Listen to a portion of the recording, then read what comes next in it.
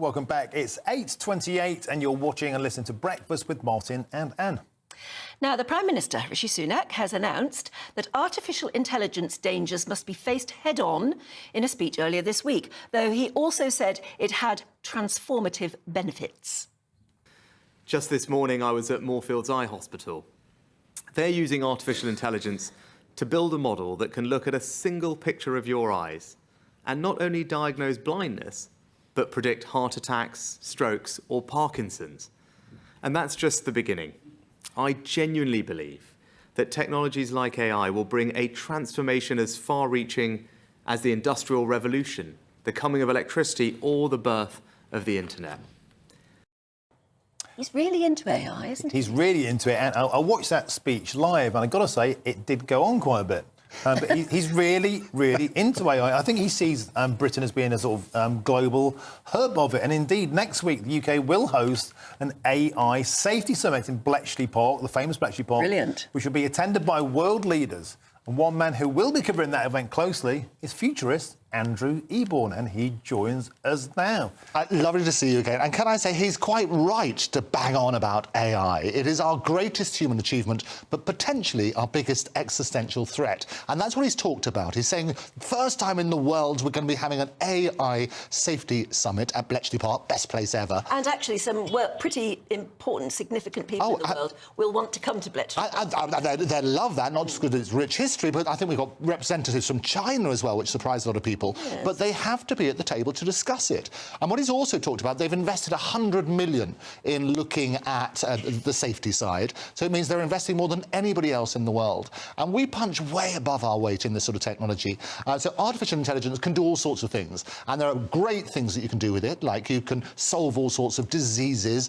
He referenced Moorfields, who I also work very closely with. And using the eye, you can detect things like Parkinson's 7 years early. Where does AI come into that? What happens is it basically can analyse the images much quicker than the normal people. So they're talking about huge savings on that point of view. But it can also be used for ill. And there's all sorts of things. We had an example today, you were talking in the news a bit earlier. We've got an image where it can get recreated. Hamas. And you had that thing as well. And there's all sorts of horrible images coming out in the war at the moment. But there's one that Jerry Adams posted, and I think we got that one there, which to his 207,000 followers. And this has received almost 1 million views already. If you're listening on the radio, this is a picture of what looks like a dad coming out of a completely war-torn building. I mean, it's total rubble. Yeah, flattened. He's holding the hand of one child. He's carrying what looks like a baby.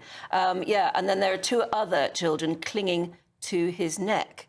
But if you look at it more closely... Yes. Well, this is the thing about it. So rather like the Pope in a puffer. You know, they say the devil wears Prada, but the Pope prefers a puffer. And you can tell that his neck's not quite right, or the fingers, it's the extremities that don't quite work. So on this particular one, you'll see they've got sort of, 3 toes on one thing and 6 on another, and so on and so forth. So you can tell that it is fake. And I think looking at that sort of stuff, the trouble is we're living in a very diseased information age. Yes. And we absolutely have to question everything. And there are amusing applications that we've had. We had Drake, you might remember, doing a collaboration with The Weeknd, which fooled the world. It sounded brilliant on that point of view, but it was in fact fake and worked on that sort of basis. But we've also got some great pictures as well, which comes on. I think we've got one of the latest GB News signing. There's a couple of things that we trawled the internet. Have a look at this. There we are. The Pope and above, and here's Boris looking particularly good on that sort of basis. There he is working out. We love it on that sort of thing. That image is the fake of Boris Johnson. He's got there he is doing that sort of stuff as well. And another one of him doing a double and another, oh, there we are. He's on the call set. And there's also one him, I think, rummaging through the bins and various other things like that. There we are. He's ready to box, ready to come on to GB News. Fake or fact? But the great thing is there are lots of tools. There he is, rummaging through the bins as well. What I love about this, apart from the humour side of it, you can use this for spreading disinformation. Yes. And that's the problem. Basically, they say that the truth arrives on foot, as indeed does trust, but it leaves on horseback. And that's what we have to do. Don't you think we're very vulnerable at the moment? We've got 2 wars going on in the world that, you know, that we are reporting on all the time.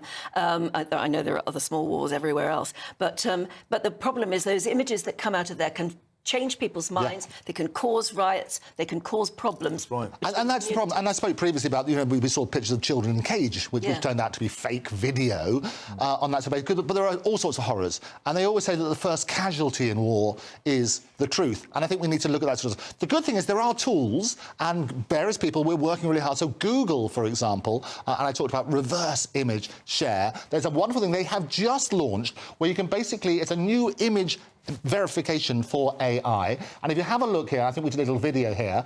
So you look at this wonderful lady here. You might recognise her, Anne. So we're doing a little search here.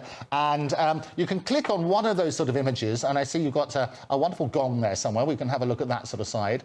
And it will tell you, basically, all sorts of information about that. It will tell you when, if you click the 3 dots at the side, so we talk people in real time, it will tell you the picture's history and where it's been used to access and so on and so forth. And what's really helpful about this, so here's the picture of you receiving this glorious thing, which I think you've got in the studio with us at the moment. It tells you... thing. It's an OBE, not a thing. No, no.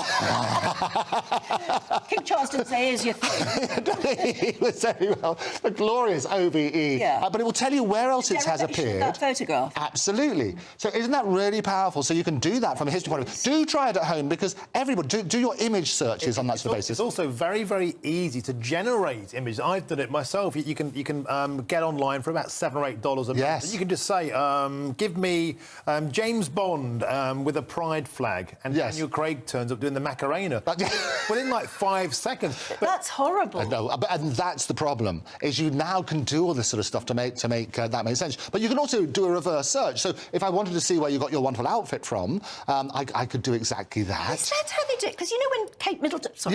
Sorry, Princess of Wales, when she turns up at something, within minutes, for instance, the Mail Online immediately can tell you where to go and buy it. Now you know why. So I could tell you where you got your wonderful outfit from. Do you want me to tell you? And so it's a Cheska abstract floral print, and it's from John Lewis, and it costs 185 quid. Good Lord. And you see, and I can reverse search. I see, within a nanosecond, we can work on that sort of basis. Oh, I didn't know that. That's what... Isn't that good? So you can do that, but really powerful tools. What I would urge everybody to do is question everything, because we're living in this diseased information age. These tools, and I'll talk about it each time, absolutely. We're going to go into the Safety Summit coming up this week. Wow. All sorts of things are going to come out of it.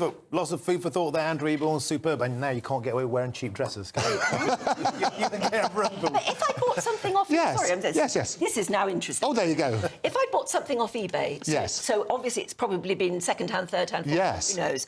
I bought it for a couple of quid off eBay. And if you did that thing on that, would it be able to give you that sort of... absolutely. It can track everything. So if you click on images, I always say that data is the new currency. Wow. So what happens is you've got to be very careful information you share about things like Goose Green Primary School, all of those sort of things. You've got to be really, really careful, because that stuff is all out there. We should talk about, according to Gloria's gone, can you show me one more time? Can I have a look at your OBE? Is it there? Oh, you want to see it? I don't think we've got time. You show me in the intervals, because I love it. I'll show you a bit later, because we are going to come back. I'm going to come back and we're going to talk about the things. About the fact that the Beatles have now brought out a new song. So, I mean, this goes on and on and on, but we've got to draw a close to it here, because we've got to talk to Aidan about it. Oh, Aidan's here as well, isn't he? He is, I thought I spotted him somewhere. But Andrew will be back a bit later and tell us about that. This is not an AI Aidan McGee. It is Aidan McGee. AI Dan. There we go. I like it. Oh, yeah. Aidan, yeah, lovely. That's...